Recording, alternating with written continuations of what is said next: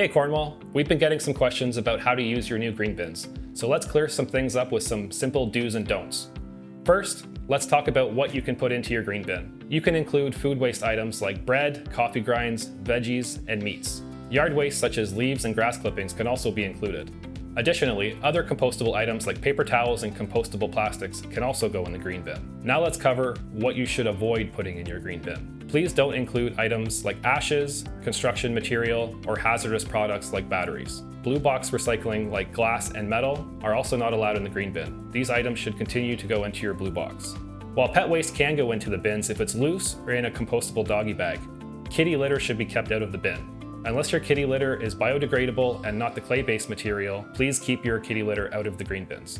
To keep your green bin clean and smelling fresh, here are some tips. Line your kitchen catcher bins with compostable plastics to make transferring the waste easier. Rinse your green bin regularly with water and a little bit of vinegar. Always keep the lid closed to avoid attracting pests. Using your green bin correctly helps keep our city green and clean.